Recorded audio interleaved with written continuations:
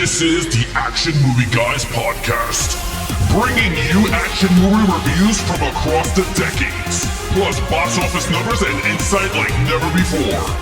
And now, your hosts of the Action Movie Guys podcast, Alex and Nate.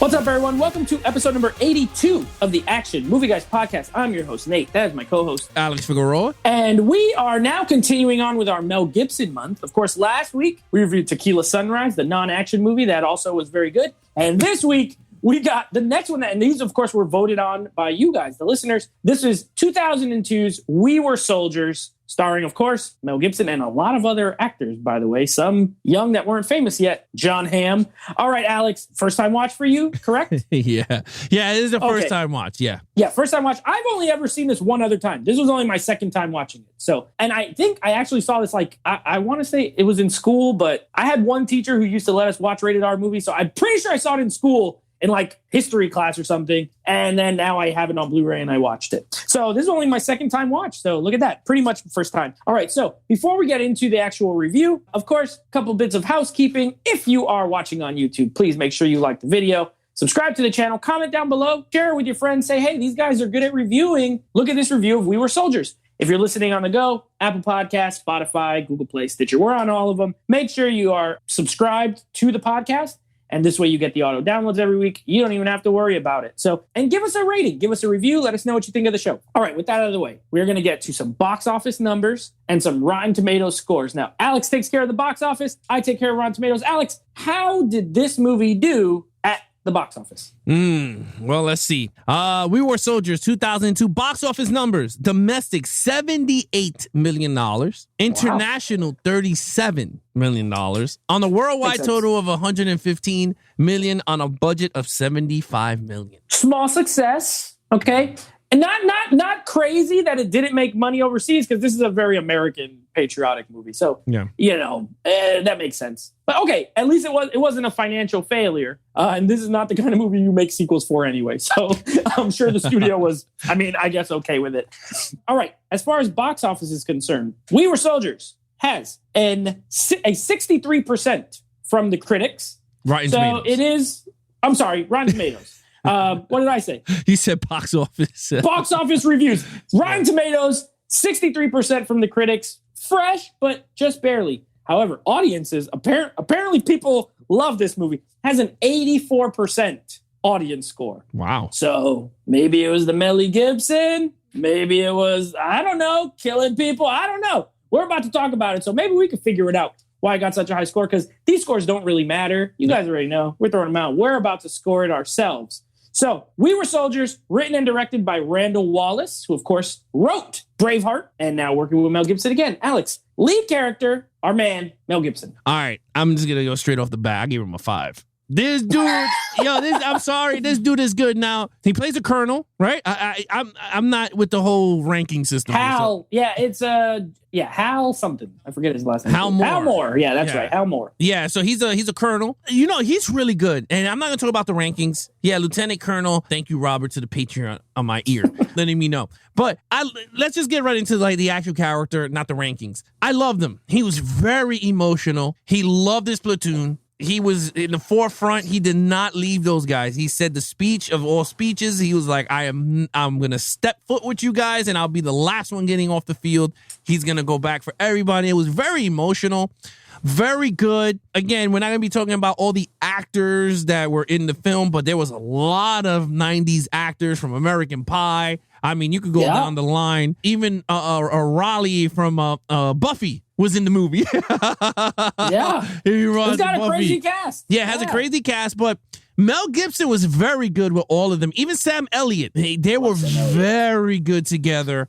That guy does not age. This guy still looks the same in this movie. Yep. They didn't have the deeper voice that he has in all the movies. But yeah, Mel Gibson was very good. Him and his wife had a great chemistry with each other. There's nothing more I can say, but the character himself, I liked. It was just, I don't know, there's nothing. It's kind of hard to rank a based on a true story war movie, because this is not a make-believe thing. This is an actual person that he's portraying, right? Off of a book. So with that said, I love the morals. I love everything about him. Mel Gibson did a great job as the character, Hal Moore. So I gave him a 5. And keep in mind, it's based on a book that was written by Hal Moore. So he knows himself better than anyone. But either way, real quick rundown on that cast, right? Mel Gibson, Sam Elliott, Madeline Stowe, Kerry Russell, Chris Klein, Greg Kinnear, Barry Pepper. Barry Pepper's my guy. So yeah, it's a great cast. And then you got like a little John Hamm before he was famous. He was in this. So yeah, great cast. You know, how can you watch a movie with a character like this and not give it a 5? I'm right there with you. I gave him a 5. Look, at the end of the day, I see your point as far as, you know, when you're playing a real life character. But to me, that almost makes it, I almost feel better about giving him a 5 because knowing it was a real person. And he was a family man, loved his kids, loved his wife. He was religious. He was a Catholic, right? I love the scene with him and Chris Klein where they pray at the church. He does the whole prayer, and then at the end he tells God, don't listen to the heathen prayers of the other guys or whatever. Like, adds a little humor because they know. And there's that whole, you know, like the first 40 minutes, it's them training, but there's this like dread that they know they're going somewhere where they probably will die.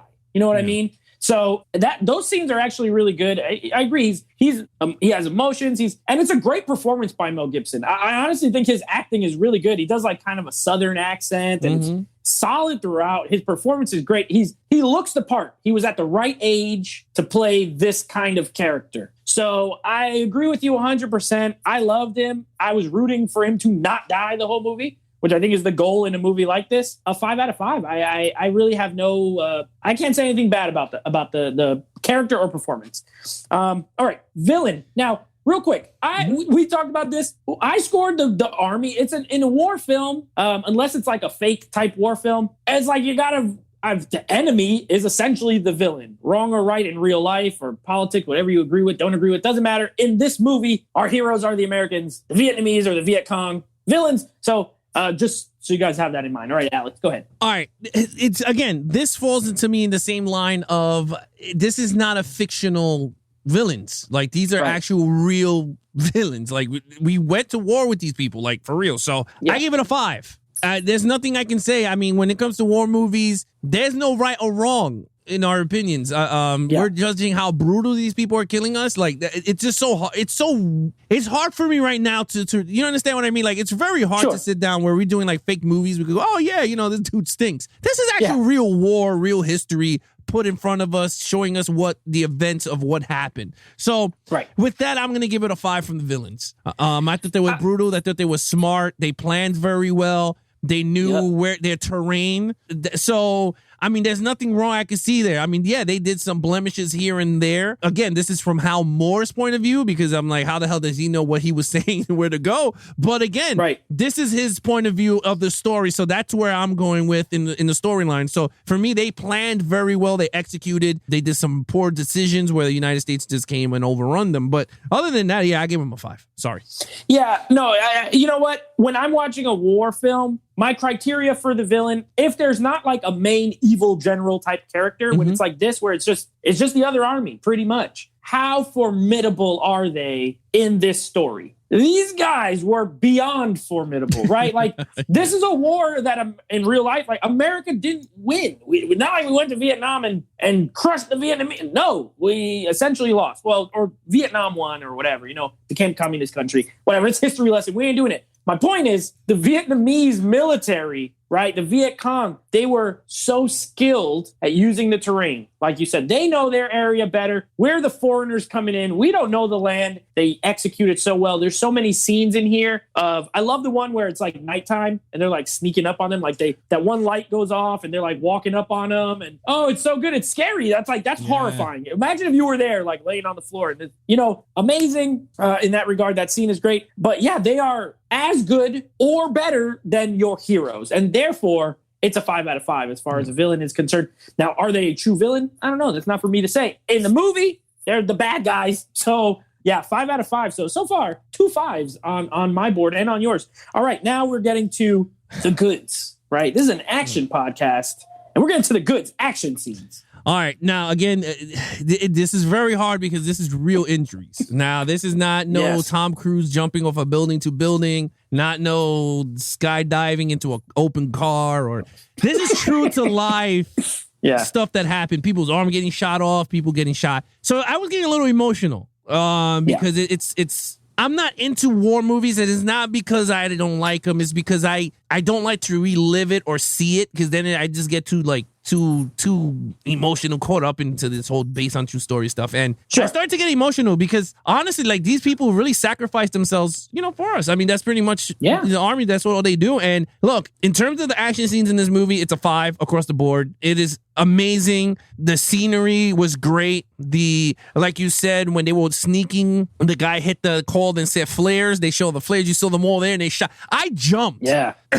I literally jumped because I have my surround sound. So you hear the crackling and I'm like, yo, what the hell? And my wife was like, what the? And then when they showed it, we were like, yo! And they were shooting. Yo, dude, I would have so did the Benny from Mummy. I would have with all the freaking, with the rosaries, because I was like, it is so scary that they were walking so silently through like just to creep up on you, right? Yep. That was crazy. The war, when they were bombing, like the guy was throwing the codes and all the planes were coming in. Oh, like, it's one of the best parts. It is. And that's where the United States were winning, because they knew they had the aerial attacks. The others didn't. They just aerial attack all day. And then I felt so bad when the guy gave the wrong coordinates and hit his own platoon, which I was like, holy crap. That was very emotional scene there. But look, overall, this is, I mean, if I had to give it it was a 10 out of a 10, 5 out of a 5, 20 out of a 20. This action scenes, I mean, they put you there in the front of this war. And I think they did a great job, the special effects people. Yeah, I agree. Look, it's also a 5 for me.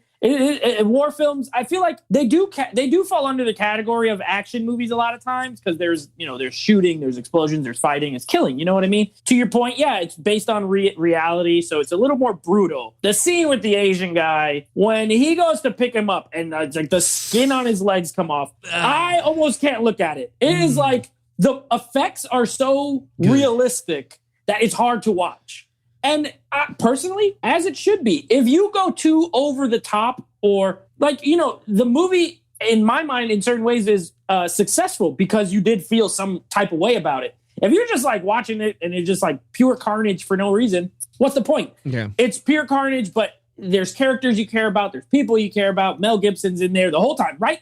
He's in the front, which is another reason why his character is great. He's right in the thick. But I love the scene with the bombing. As far as technical movie making, like the execution on it, that explosion is one of the biggest explosions that I can remember seeing like on a screen. And this is pre-big time CGI. You know what I mean?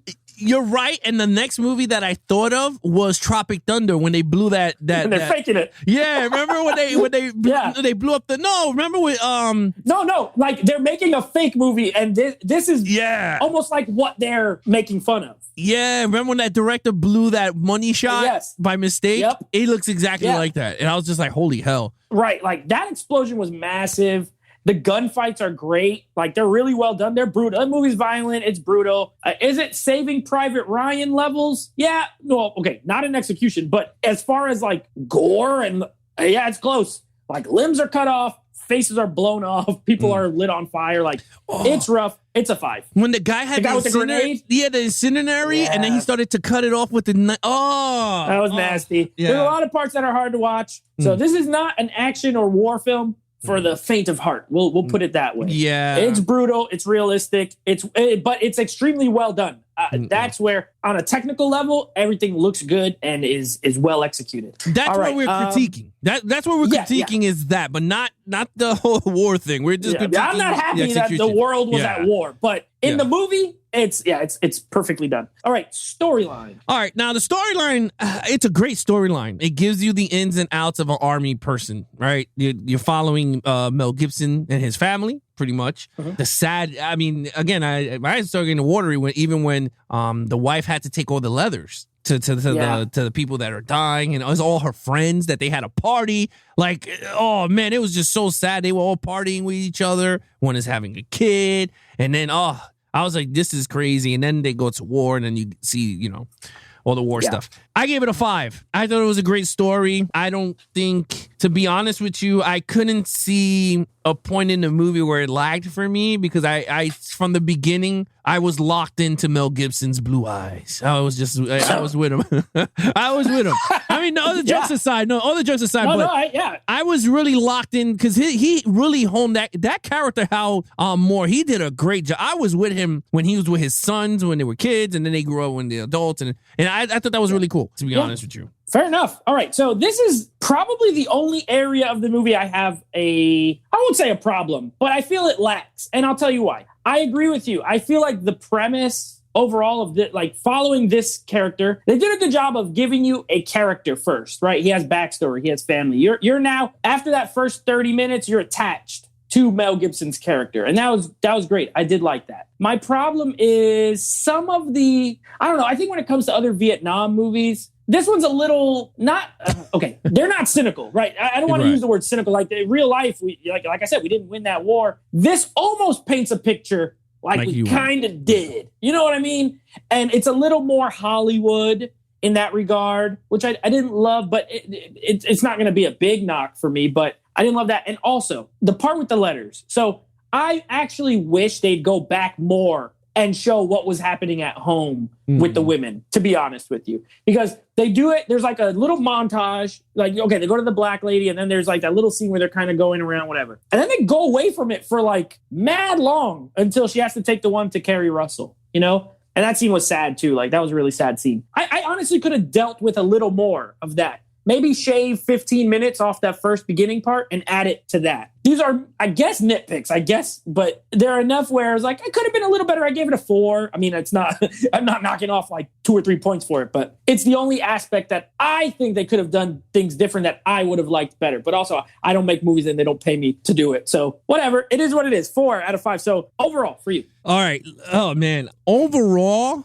I gave it a 5. I think this is a perfect movie, man. Yeah. To be honest with you, this is not first war movie I've ever seen, but Hacksaw Ridge was good. Yeah, Hacksaw Ridge was really good, and something I don't know if we're gonna tackle here, but even if we do, there's something I would like to break down. But this movie captures the emotions. You're a roller coaster up and down because you really don't know. I really was on the edge of my seat thinking this dude's gonna die. Like, I was like, is this dude gonna die at the end? And I would be like, no way. Like, even when the dude was creeping up on him, I was like, don't tell me he's gonna die like this, like some foo-foo way, bro, some fugazi way. I was gonna be tight. But no, he did. He turned around and just shot him up. But honestly, I thought it had a great score. The music was really good. All the actors did very well in this movie, so kudos to all you guys. Sam Elliott was really good. I loved him with the pistol, bro. Everyone had M16s. He had pistol. He was shooting them all with pistols. I was like, this dude is like straight Call of Duty guy. Like, when you play Call of Duty, there's always that one idiot with a pistol. You're like, why are you using a pistol? That's Sam Elliott.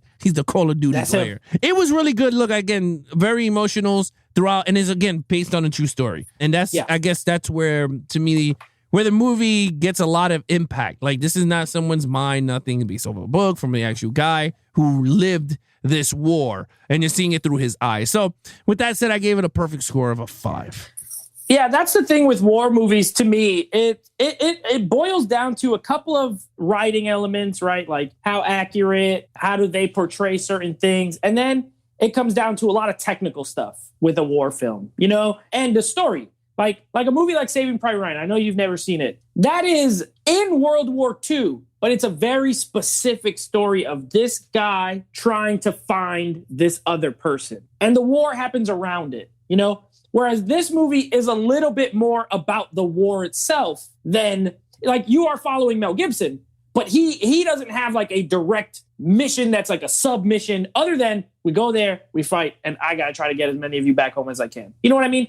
So it's a little more war focused, and that's why I enjoy war movies, seeing the different types of stories they can tell. 1917 is another one. That's a very specific, I got to get this message to this person, and the war happens around him, and how does that work, and how does that look? So, you know, this is more of a war-heavy film. I gave it a 4.5. I think the story part of it and some of those decisions did take that half point off for me, but everything else was, you know, action, we gave it a 5, and I agree. Lead character is great. All the performances are great on a technical level. This is extremely well executed. And I agree with the 84% of people on Rotten Tomatoes who like this movie. I would dare say it's underrated in the war genre. A lot of people don't talk about it. It's not up there with Saving Private Ryan you hear all the time, Dunkirk you hear all the time, Platoon, Full Metal Jacket. This is as good or better than a lot of those, in my opinion. I'll tell you this. I seen Dunkirk. Yeah. This is way better than Dunkirk. And now, of course, I didn't love Dunkirk either. Yeah. Yeah, and I know people who got the whole Christopher Nolan and all this bologna sandwich, but Dunkirk was like 2 point of views. You got it from one area, then it goes to the other, and you're lost throughout the movie because you're back and forth. Where this one has a specific goal, like you said. This is more straightforward. Yeah. That is what I'm talking about. The storytelling techniques and mechanics in Dunkirk, I didn't love. So